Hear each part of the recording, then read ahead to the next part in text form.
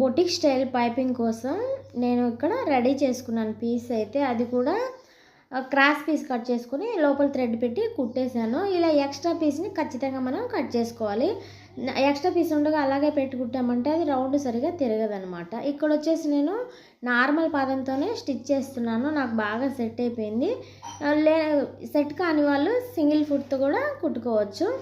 ఇప్పుడు బ్లౌజ్ పైన ఇది పెట్టి మనం కుట్టేసుకోవాలన్నమాట. రైట్ సైడ్ అలవాటు ఉన్న వాళ్ళు రైట్ సైడు, లెఫ్ట్ సైడ్ అలవాటు ఉన్న వాళ్ళు లెఫ్ట్ సైడు. నాకైతే రైట్ సైడ్లోనే మిషన్ పాదం అలా సెట్ చేసుకున్నాను. నాకు ఇదే అలవాటు అయిపోయింది అనమాట. ఇలా కుట్టేటప్పుడు మనకి కొంచెం కష్టం ఉండదు. తర్వాత పీస్ వేసేటప్పుడు కొంచెం కష్టం ఉంటుందన్నమాట. అది కూడా నిదానంగా కుట్టుకోవాలి. రౌండ్ తిరిగే దగ్గర మాత్రం కంపల్సరీ ఈ పీస్ అనేది లాగకుండా సింపుల్గా దాన్ని వదులుకుంటూ కుట్టుకోవాలన్నమాట. ఈ షోల్డర్స్ దగ్గర జాయింట్లు ఉంటాయి కదా, అవి వెనక పక్కకు వచ్చేలా పెట్టుకొని ఇలా స్టిచ్ చేసేసుకోవాలి. రౌండ్ తిరిగే దగ్గర మాత్రం కంపల్సరీ ఈ పీస్ని ఫ్రీగా వదులుకుంటూ కుట్టాలన్నమాట.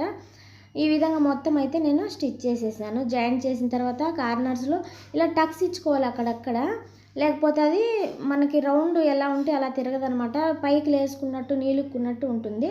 ఇలా ఎక్స్ట్రా పీసు కట్ చేసుకుని అక్కడక్కడ టక్స్ ఇచ్చుకుంటే సరిపోతుంది. దీని తర్వాత మళ్ళీ మనము పీస్ యాడ్ చేసుకోవాలి. అంతకుముందు అయితే నేను అదే పీస్ని మర్చుకునేదాన్ని అనమాట. కానీ ఇప్పుడైతే మళ్ళీ పీస్ హెమ్మింగ్కి క్రాస్ పీస్ వేస్తాం కదా, అలా పీస్ రెడీ చేసుకొని దానిపైన ఇప్పుడు స్టిచ్ చేసుకోవాలి. దానిపైన మనకు కనిపించదు కదా, మనం ఇలా పట్టుకుంటే మనకి పైపింగ్ అది ఎక్కడుందో థ్రెడ్ తెలిసిపోతుంది. దాన్ని బట్టి మనం కరెక్ట్గా స్ట్రైట్గా కుట్టు వేసుకోవాలి. చూడండి మనకి ఎంత నీట్గా వచ్చిందో. మనం కొంచెం ఇటు వచ్చామంటే పైపింగ్ అనేది లోపలికి వెళ్ళిపోతుంది.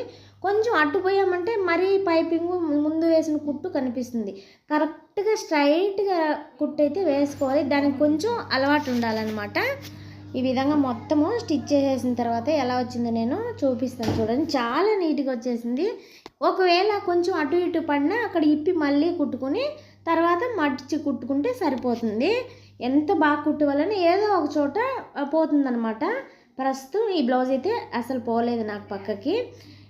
స్పీడ్గా కూడా నేను కుట్టేయగలుగుతాను. అలవాటు లేని వాళ్ళు నిదానంగా కుట్టుకోవాలి. ఇలా మొత్తం అయిపోయిన తర్వాత ఇప్పుడు కూడా మధ్య మధ్యలో టక్స్ ఇచ్చుకున్న తర్వాతనే ఇలా మడుచుకోవాలన్నమాట. ప్రతిసారి మనం కుట్టిన తర్వాత ఎక్స్ట్రా పీసులు ఉంటే కట్ చేసుకోవాలి, టక్స్ కూడా ఇచ్చుకోవాలి. ఇప్పుడు ఈ చివర ఇలా మడుచుకుని ఆ పీస్ అలా మడుచుకుని ఈ లోపల మనం ఇప్పుడు జాయింట్ చేసిన పీసులు ఏవైతే ఉన్నాయో ఈ పీస్ లోపలికి వేసుకుని ఇలా ఒక్కసారి మడుచుకుంటే సరిపోతుంది. ఎందుకంటే మళ్ళీ మనం హెమ్మింగ్ వేస్తాం కాబట్టి డబల్ మడచాల్సిన అవసరం లేదు. పీసు హెమ్మింగ్ లాగే ఇంకా మామూలుగా హెమ్మింగ్కి మనం ఎలా కుట్టేసుకుంటామో పీసు అలాగే అనమాట. కాకపోతే ముందు థ్రెడ్ పెట్టాం కాబట్టి అది థ్రెడ్ హెమ్మింగ్ రెండు బొటిక్ స్టైల్లో సూపర్గా వచ్చేస్తాయి మనకి. ఇలాగైతే నేను మొత్తము రెడీ చేశాను. అంతకుముందు నేను హెమ్మింగ్కి పైపింగ్కి ఏ పీస్ అయితే వేస్తున్నాను, ఇక్కడ వైట్ ఉంది కదా, అదే పీస్ని ఎక్స్ట్రాగా ఒక చివర మడుచుకుని అదే పీస్ని మడిచి కుట్టేదాన్ని అనమాట. అది అంత నీట్గా ఉండదు. ఎంత పైపింగ్ సన్నగా ఉన్నా సరే బాగోదు. ఇప్పుడైతే చూడండి చాలా పర్ఫెక్ట్గా వచ్చింది. పైన కుట్లు లేకుండా హెమ్మింగ్తో చాలా మంచి లుక్ వస్తుంది బొటిక్ స్టైల్లో. ఇలా అనమాట. అదే ఇంతకుముందు నేను ఆ వైట్ పీస్ ఉంది కదా పైపింగ్ పీసు, అదే పీస్ ఎక్స్ట్రా పెట్టుకుని పైకి 2 కుట్లు కనిపించేలా మడిచి కుట్టేదాన్ని. అది పెద్దగా లుక్ రాదు ఎంత సన్నగా ఉన్నా సరే పైపింగ్. అలా కుట్టడం వల్ల దాని లుక్ అంతా పోతుంది. ఇప్పుడు ఇలా కుట్టి హెమ్మింగ్ చేసుకుంటే చాలా అందంగా ఉంటుంది. లోపల వైపు కూడా అందంగా ఉంటుంది చూసేదానికి. ఇలా రౌండ్ తిరిగే దగ్గర మనం ఫ్రీగా పెట్టి కుట్టామంటే రౌండ్ ఖచ్చితంగా మనకి అది అలాగే పనుకున్నట్టు ఉంటుంది బాగా. లేకపోతే అది రౌండ్ తిరిగే దగ్గర ఇలా లేసుకున్నట్టు ఉంటుంది, బాగుండదు అనమాట. ఇప్పుడు మొత్తం అయిపోయిన తర్వాత ఈ ఎక్స్ట్రా పీసు కట్ చేసేసుకుని హెమ్మింగ్ వేసుకుంటే సరిపోతుంది. ఇలా వచ్చేసింది అనమాట. చాలా బాగా వచ్చేసింది, చాలా పర్ఫెక్ట్గా వచ్చేసింది.